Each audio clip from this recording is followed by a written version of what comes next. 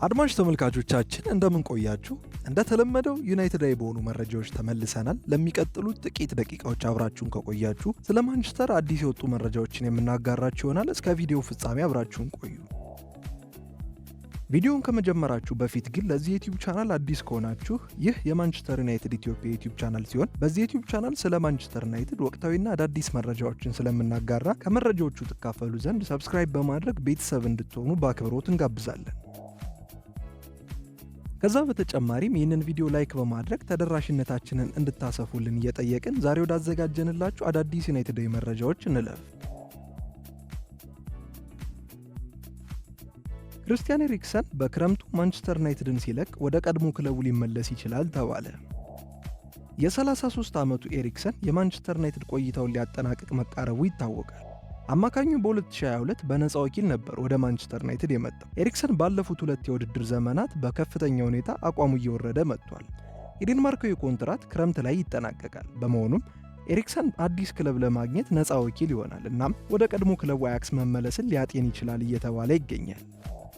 ኤሪክሰን ለመጀመሪያ ቡድን ከመጫወቱ በፊት በአያክስ የወጣቶቹ አካዳሚ ውስጥ ጥቂት ዓመታትን አሳልፏል።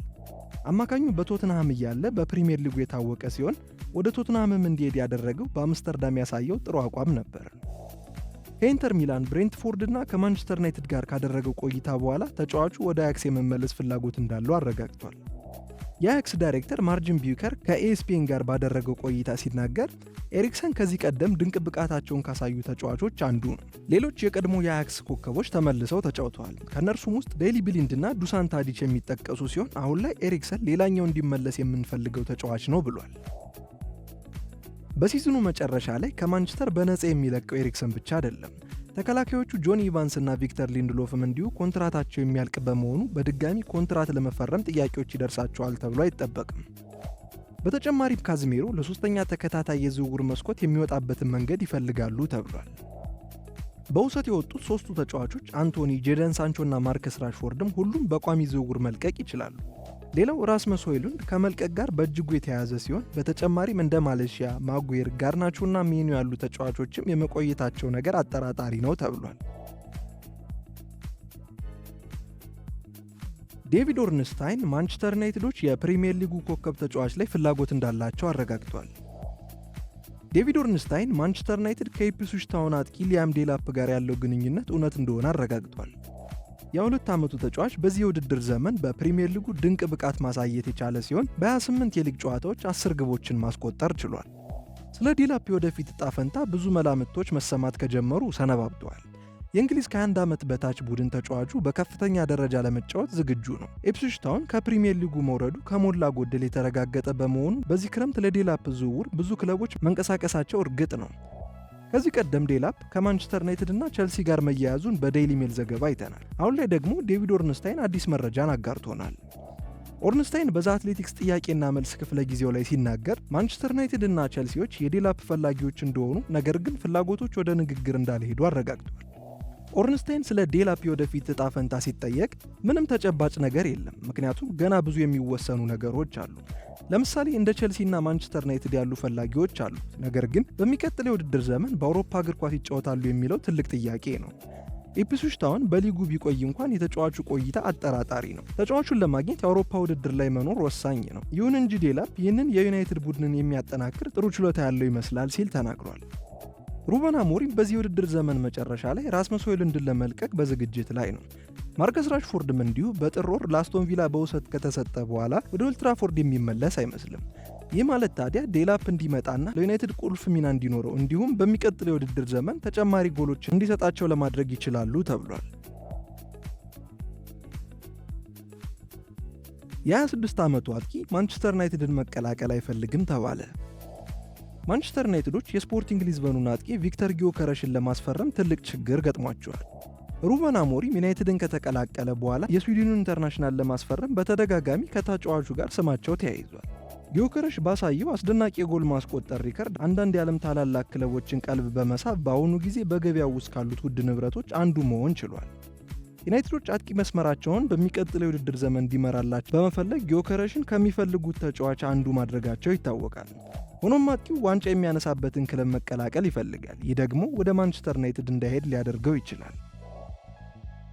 ጋዜጠኛ ዱንካን ካስትለስ ተጫዋቹ ወደ ማንቸስተር ዩናይትድ በክረምቱ የመዘዋወር ፍላጎት እንደሌለው ለፉትቦል ኢንሳይደር ተናግሯል። ራሱን የሚያረጋግጥበትና ዋንጫ ወደሚያገኝበት ክለብ መሄድ ይፈልጋል። ማንቸስተር ዩናይትድ በአሁኑ ሰዓት የት እንደሚገኝ የተመለከተው አጥቂው ክረምት ላይ ወደ ማንቸስተር ማምራት ምርጫው አይሆንም። ጊዮከረሽ የሚፈልጉትን ክለቦች ይመለከታል። በእንግሊዝ በታችኛው ዲቪዚዮንና በብራይተን ካሳለፈው ጊዜ በኋላ እንግሊዝ ለተጫዋቹ የተሻለ ቦታ ነው ብሎ ካሰበ ወደ እንግሊዝ ሊመጣ ይችላል። ስፖርቲንጎች በ80 ሚሊዮን ዩሮ ሊለቁት ይችላሉ። ነገር ግን እየሰማሁት ያለሁት ወኪሎቹ ያንን ክፍያ ወደ 60 ሚሊዮን ወይም ወደ 70 ሚሊዮን ዩሮ ዝቅ ለማድረግ እንደሚሞክሩ ነው ብሏል። ጋዜጠኛው ቀጥሎ ማንቸስተር ዩናይትድ በክረምቱ አዲስ አጥቂ ይፈልጋሉ ያለ ሲሆን የአሞሪም ቡድን በዚህ ውድድር ዘመን በራስመስ ሆይሉንድና ጆሹዋ ዝርክዚ ምክንያት የአጥቂ መስመራቸውን ማጠናከር ይፈልጋሉ ብሏል። ዩናይትዶች በዚህ ውድድር ዘመን በጎል ጉዳይ ብዙ እየታገሉ የሚገኝ ሲሆን ጊዮከረሽ ያንን ችግር የሚፈታ ሰው ይሆናል ብለው ያስባሉ። ማንቸስተር ዩናይትዶች ከጋርናቾ ሽያጭ ለመቀበል ያሰቡት ዋጋ ይፋ ሆኗል። ማንቸስተር ዩናይትድ በሚቀጥለው የዝውውር ገበያ ላይ አሊያንድሮ ጋርናቾን ለመሸጥ በሩን ለመክፈት ወስኗል። የሩበን አሞሪም በኦልትራፎርድ መሪ ሆኖ መምጣት የዕቅድ ለውጥን አምጥቷል። የእንግሊዙ ክለብ ለአርጀንቲናዊ የክንፍ ተጫዋች 60 ሚሊዮን ዩሮ ዋጋ አውጥቷል። ምንም እንኳን በመጀመሪያ ዓላማቸው ጋርናቾን በቡድኑ ውስጥ ለረጅም ጊዜ ማቆየት ቢሆንም አሁን ግን ዩናይትድ አሳማኝ ጥያቄ ከቀረበ ከተጫዋቹ ጋር የመለየት አማራጭ እያጤኑበት ነው ተብሏል። ጋርናቾ የመጀመሪያውን ቡድን ሰብሮ ከገባ በኋላ የማጥቃት ለውጥ ማምጣት መቻሉን አሳይቷል። ይሁንና ተጫዋቹ በማንቸስተር ከባድ በሆነ የውድድር ዘመን ያሳየው ብቃት ወጥነት የለውም። ተጫዋቹ በተለያዩ ወቅቶች ራሱን በአውሮፓ እግር ኳስ ውስጥ ካሉ ጥሩ ተስፋ ሰጪ ባለተሰጥኦዎች መካከል አንዱ በማድረግ ራሱን ማሳየት ችሎ ነበር። ነገር ግን በክረምት ማንቸስተር ዩናይትድ አሊያንድሮ ጋርናቾን መሸጥ ይፈልጋል። የዓመቱን ተጫዋች የመሸጥ ፍላጎት አዲስ አይደለም። በጥር የዝውውር መስኮትም እንደ ናፖሊና ቸልሲ ያሉ ቡድኖች እርሱን ለማስፈረም አስበው ነበር። ነገር ግን ስምምነቱ አልተጠናቀቀም ነበር። አሁን ላይ ግን የመልቀቅ ዕድሉ ከፍተኛ በመሆኑ ሌሎች ክለቦች ጨረታውን ሊቀላቀሉ ይችላሉ። በተጫዋቹ ላይ ፍላጎት ካላቸው ቡድኖች አንዱ አትሌቲኮ ማድሪድ ሲሆን ፊት መስመራቸውን ለማጠናከር እንደ ጥሩ አማራጭ ይመለከቱታል። አትሌቲኮ ማድሪድ ከዩናይትድ ጋር ለመደራደር ፈቃደኛ መሆናቸውም ተገልጿል። በጋርናቾ ጉዳይ የመጨረሻው ውሳኔ የሚወሰነው የትኛው ክለብ በዩናይትድ የተጠየቀውን ገንዘብ ለመክፈል ፈቃደኛ ይሆናል በሚለው ነው። የክረምት ወቅት እየተቃረበ ሲመጣ የአርጀንቲናዊ ኢንተርናሽናል የወደፊት ዕጣ ፈንታ በእርግጠኝነት ይታወቃል ተብሏል። ፖርቹጋላዊ ተጫዋች የሩበን አሞሪም ዋና ኢላማ እየሆነ መምጣቱ ተገልጿል። ማንቸስተር ዩናይትድ በክረምቱ የዝውውር መስኮት ፍራንሲስኮ ትሪንካውን ከስፖርቲንግ ሊዝበን ማስፈረም ይፈልጋሉ ተብሏል። ተጫዋቹ በውሉ ላይ 48.5 ሚሊዮን ፓውንድ የውል ማፍረሻ ያለው ሲሆን ማንቸስተር ዩናይትድ የውል ማፍረሻውን ለመክፈል ተዘጋጅቷል። ተጫዋቹ ከዚህ ቀደም ከሩበን አሞሪም ጋር በመስራቱ ፖርቹጋላዊ አለቃ ስለ ትሪንካው ሁሉንም ያውቃል። እንደ ፊጃችስ ዘገባ ትሪንካው በዚህ ክረምት ከማንቸስተር ዩናይትድ ዋና ኢላማዎች አንዱ ነው። የ25 ዓመቱ ተጫዋች አስደናቂ የውድድር ዘመን እያሳለፈ ሲሆን በዚህ ሲዝን በሁሉም ውድድሮች 9 ግቦችንና 15 አሲስቶችን አድርጓል። ተጫዋቹ ማንቸስተር ዩናይትድን ከተቀላቀለ አዲስ ነገርን ሊጨምር ይችላል። አንቶኒና ጄደን ሳንቾ በውሰት የወጡ ሲሆን በክረምቱ በቋሚነት ይሸጣሉ ተብሎ ይጠበቃል። ማርከስ ራሽፎርድም እንዲሁ ክለቡን በቋሚነት ሊለቅ ይችላል። ራስመስ ሆይሉንድና ጆሹዋ ዚርክዚም እስካሁን ድረስ ጎል ማስቆጠር ላይ እየተቸገሩ ይገኛል። በአጠቃላይ የማንቸስተር ዩናይትድ አጥቂ ክፍል ማሻሻያ ያስፈልገዋል። ስለሆነም የትሪንካው ዝውውር ለቡድኑ እጅጉን ወሳኝ ይሆናል ተብሏል። ዩናይትዶች በክረምቱ ጥራት ያላቸው ግብ አስቆጣሪዎችንና ፈጣሪ ተጫዋቾችን ማምጣት የሚፈልጉ ሲሆን ትሪንካው የሚፈርም ከሆነ እንዲሻሻሉ ይረዳቸዋል። የ25 ዓመቱ ትሪንካው ለትልልቅ ዋንጫዎች መፎካከር ለሚችል ክለብ መጫወት ይፈልጋል። ማንቸስተር ዩናይትድም ለእርሱ ተስማሚ መዳረሻ ሊሆን ይችላል። ከዚህ ባለፈም አጫዋቱን በሚገባ ከሚያውቅና ሰፊ ድል ከሚሰጡ አሰልጣኝ ጋር መገናኘቱ የበለጠ ድል ይሆንለታል። 48 ሚሊዮን ፓውንድ ዋጋው ውድ ሊሆን ይችላል። ነገር ግን ተጫዋቹ ወደ እንግሊዝ ቢመጣ ጥሩ ነገር ማድረግ ይችላል። ትሪንካው በዓለም ላይ ካሉ ትልልቅ ክለቦች አንዱን የመቀላቀል ዕድሉ ለተጫዋቹም በጣም አስደሳች ይሆናል እየተባለ ይገኛል። ወደ ፕሪሚየር ሊግ ሊሄድ የሚችለው የኢንተር ሚላኑ ኮከብ ይፋ ሆኗል። ማንቸስተር ዩናይትዶች የኢንተር ሚላኑን የመሃል ሜዳ ተጫዋች ዝውውር በሚቀጥለው ክረምት መጨረስ ይፈልጋሉ። ሃካን ካልሃኖግሉ ራሱን ከኢንተር ሚላን ዋና ተጫዋቾች አንዱ አድርጎ አሳይቷል። ነገር ግን የወደፊት ሕይወቱ በፕሪሚየር ሊግ ሊሆን ይችላል እየተባለ ይገኛል። ማንቸስተር ዩናይትድ አይኑን በቱርኩ አማካይ ላይ አድርጓል። እየወጡ ያሉት መረጃዎች እንደሚያመለክቱት የእንግሊዙ ክለብ በመጪው የዝውውር መስኮት ተጫዋቹን ለማምጣት ጥረት እያደረገ እንደሆነ ነው። ለቱርካዊ በኦልትራፎርድ የመጫወትና በስራው ውስጥ አዲስ ፈተናን የማለፍ ዕድሉ ለተጫዋቹ ማራኪ ይሆናል። ካልሃኖግሉ በማንቸስተር ዩናይትድ ራዳር ላይ ይገኛል። ቱርካዊው ኢንተርናሽናል በጣሊያኑ ቡድን እቅድ ውስጥ ወሳኝ ሚና ያለው ሲሆን የተጫዋቹ ብቃት የበርካታ የአውሮፓ ቡድኖችን ትኩረት ስቧል። ይሁን እንጂ ፊርማውን ለማጠናቀቅ ከፍተኛ ፍላጎት ያሳየው የሩበን አሞሪሙ ቡድን ነው። የማንቸስተር ዩናይትድ አመራር ፈጠራን በቡድን ውስጥ የሚጨምር ተጫዋችን በማምጣት የአማካይ ክፍሉን ለማጠናከር ይፈልጋሉ። እናም ካላኖግሉ እነሱ ከሚፈልጉት ነገር ጋር በትክክል ይጣጣማል ተብሏል። ኢንተር ሚላን አማካኙ የፕሮጀክቱ ዋና አካል በመሆኑ መልቀቁን በመልካም አይመለከቱትም። ስለሆነም ማንቸስተር ዩናይትድ ይህንን በመገንዘብ በክረምት የቱርኩን ተጫዋች አገልግሎት ለማግኘት አሳማኝ የሆነ ሂሳብ ማቅረብ አለባቸው። እርግጥ ዝውውሩ ቀላል አይሆንም፣ ነገር ግን የተጫዋቹ ፍላጎት በዝውውሩ ውስጥ ወሳኝ እንደሚሆን ተገልጿል። ሪያል ቤቲስ ለአንቶኒ ዝውውር የሚከፍለውን ዋጋ አስቀድሞ ማወቁ ተዘግቧል። አንቶኒ በሪያል ቤቲስ እጅጉን ደስተኛ ነው። የቬርዲ ብላንኮ ደጋፊዎች ለዝውውሩ ጓጉተዋል፣ ነገር ግን የተጫዋቹ መሸጫ ዋጋ በጣም ከፍተኛ ነው።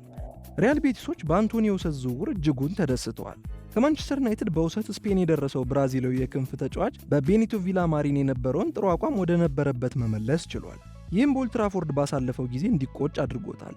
በጥቂት ወራቶች ውስጥ ተጫዋቹ ያለምንም እንከን በአረንጓዴና ነጭ ለባሾች ቡድን ውስጥ ከዋና ተጫዋቾች ተርታ መሰለፍ ችሏል። ይሁን እንጂ አሳሳቢው ነገር የአንቶኒ የዝውውር ክፍያ ነው።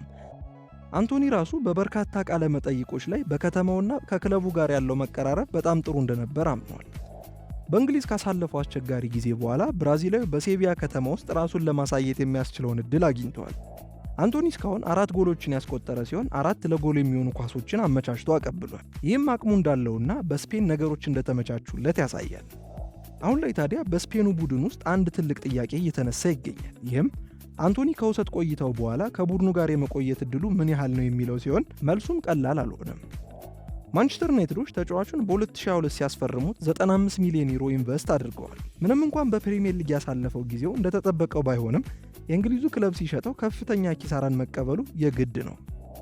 ለአንቶኒ ቋሚ የዝውውር ሂሳብ ከ35 እስከ 40 ሚሊዮን ዩሮ የሚገመት ሲሆን ሪያል ቤቲስም ይህንን ዋጋ በጥንቃቄ ማጤን ይኖርበታል።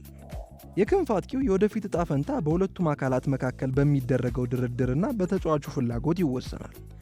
ተጫዋቹ በሴቪያ ከተማ የመቆየት ፍላጎቱ ግልጽ ነው፣ ነገር ግን የመጨረሻው ውሳኔ በማንቸስተር ዩናይትድ እና በቤቲስ የፋይናንስ አቅም ይወሰናል ተብሏል። የሪያል ማድሪድን ፍላጎት ተከትሎ በማንቸስተር ዩናይትድ ብሩኖ ፈርናንዴዝን ለመተካት 5 እጩዎች እነማን እንደሆኑ ተገልጿል። የማንቸስተር ዩናይትድ ቡድን በመጪው ክረምት የዝውውር ገበያ ዋናውን ኮከብ ሊያጣ ይችላል ተብሏል። ማንቸስተር ዩናይትድ ፖርቹጋላዊ አማካኝ በሪያል ማድሪድ ፍላጎት የተነሳ ክለቡን የሚለቅ ከሆነ 5 ተጫዋቾችን የብሩኖ ፈርናንዴዝ ተተኪ አድርገው ለይተዋል።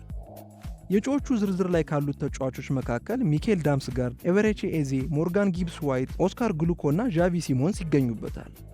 እያንዳንዳቸው ተጫዋቾች የዩናይትድን የአማካኝ ክፍል ለማጠናከር የተለየ መገለጫን ይዘዋል ሲል ዴይሊ ሚረር ዘግቧል። የሪያል ማድሪድ ፍላጎት እየጨመረ መምጣቱ በኦልድ ትራፎርዱ ክለብ ላይ ስጋትን አሳድሯል።